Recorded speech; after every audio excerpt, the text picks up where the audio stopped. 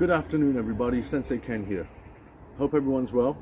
Today I'm going to go over how weapons are an extension of our natural body. So have you have a punch, you're going to have a straight weapon strike like that. But this can be used in different ways, and you may not notice when you see a form or a kata or an exhibition or demonstration, you may not notice that something that looks as little as that is actually a lethal move.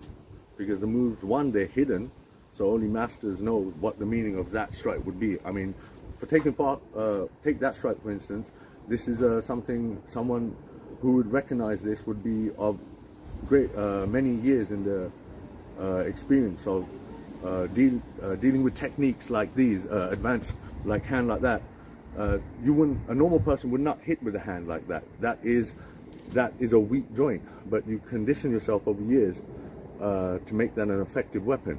Now, this is the ox hand, and this is a very old kung fu technique, and it basically is a way of striking very hard and also very quietly, you know? I mean, everyone knows what a punch looks like in public, but as shinobi, you have to use secret techniques. So if I come down here, move someone's hand out the way and hit him with the ox hand doesn't... It's fine, brother. Sorry, yeah, it's fine. No, cool, man. Thanks a lot. If I hit someone with the ox hand, it's hidden. You know, it could look like I hit someone by mistake. You know, ninja at the time would do secret tech like finger pokes and stuff to certain places. Be like, you know, I simply pushed him, or I slipped and fell on his dick. What do you want me to say? You know what I mean? This is a way we can disguise techniques. So the ox hand is one high level technique that only someone with a lot of years experience in martial arts would know.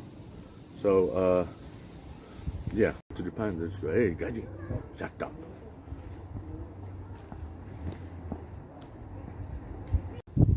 I slipped and fell on his dick. What do you want me to say? You know what I mean? This is a way we can disguise techniques. So the ox hand is one high level technique that only someone with a lot of years experience in martial arts would know. So yeah, it's one to add to your collection. Half the masters up there going, yeah, but don't you learn that at like second dan black belt? Yeah, you do, but how often do you use ox hand? Woo! So basically, I'm going to go over how the weapon is an extension of the body, and how each move you make not only can be effective with a weapon, but there are moves which you can hide and you know, do your ninjaing, or you know, whatever you want to call it. Right, so we're gonna go 1, 2, 3, 4, 5. So let me explain this in a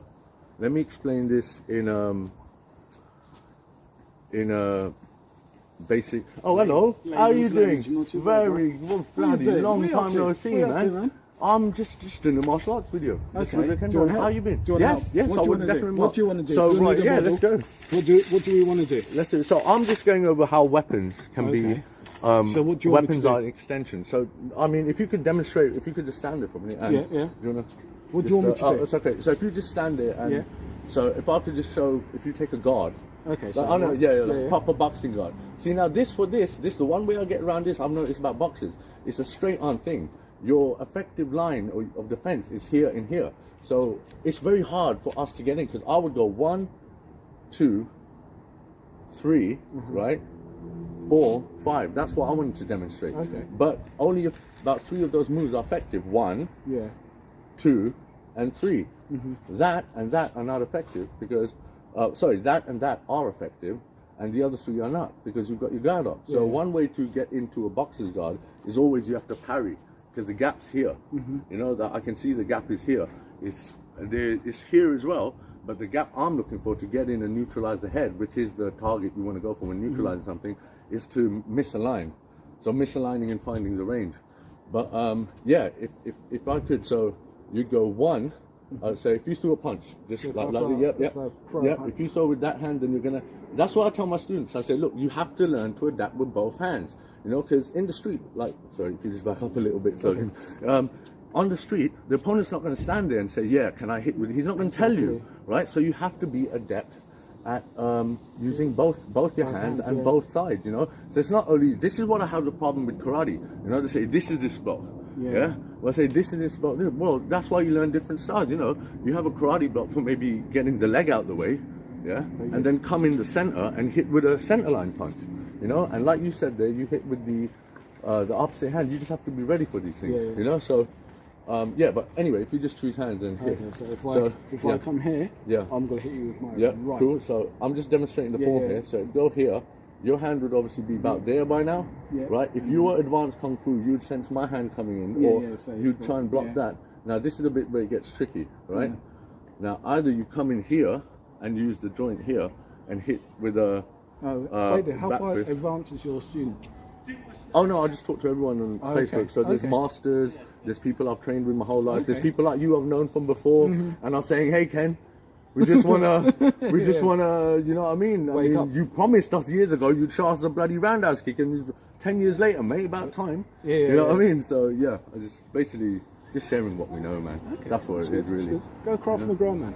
Yeah, Krav Maga, Israeli. Yeah. I need 5.65 and special Mossad issue bullet with my for my scar. You know, it's either those Chris guns they've got at the moment with the force going down, or the scar, or they love their M4s, isn't it? M16. They're mad. They love the level. We don't. We're nice ninjas. Yeah. We look after our hair. We look after our hair. We don't fight. We make friends. But you know, that's what it's about. Thank you, sir. But we always express our art. So that's with all the forms and things like this. You know, we keep the art alive. You know what I mean? Have to. So you have to keep it alive, man. Otherwise, you know, that's why people, when they get to our age, start doing katas. Well, you know, because they don't want to kick the shit out of no one no more. The sad thing is, people don't know how to fight nowadays. Yeah. They don't. They've lost the art of fighting. They've even lost the art of talking. Yes, sir. Yeah, man. Sir, thank you very much for being on this. Thank you very much for helping me out. I will see you around, my brother. Be good. One love, yeah? What Facebook you on? Ken Desaur. Sensei Ken Desaur, Ken Desaur. Okay. All right, my brother. Take care. Right, so where were we? We were going 1, 2, 3, I believe. So the one I done with Podgy over there was 1, 2, 3, 4. Right, that's 4 strikes into it.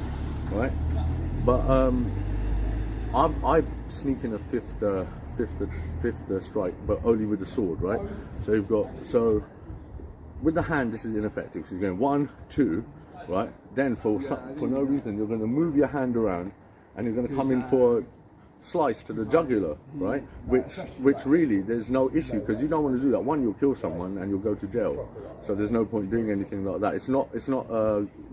It doesn't serve your self-preservation mechanism. Do you know what I mean? So it's all lethal moves like that. Try and keep out unless you're playing with a lethal weapon.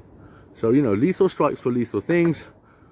Non-lethal strikes for non-lethal things, like your hands can be non-lethal. You know, you can choose whether to hit it with your part force or your full force. It's up to you. You know. And ow! Don't try that. It's like that scene in Naruto where he's like, "Yeah, I stabbed myself with the kunai. No hurt, Kakashi Sensei." You know what I mean? He's now good. We no practice a thing like that here, Gaki. Omae wa genin yaru. Jonin darai daro.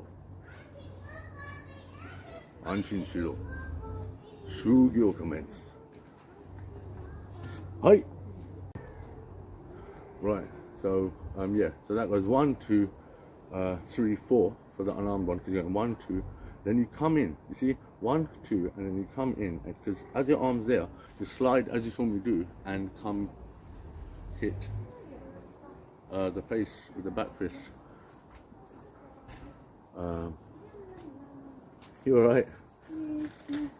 Yeah, go for it. Yeah. If you want. Right. So basically, you're going 1, 2, 3, 4. Now with the sword, you're going. There's an extra strike in there, and it is the strike to the jugular. So you go 1, 2, watch this. This is a strike to the jugular. Now we come in, and now we come with the down cut. And that's that. That's how we finish that.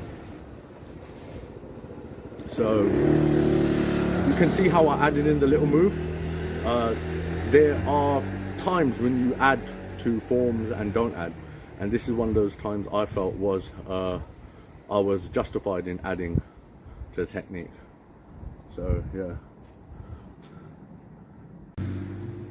Banzai!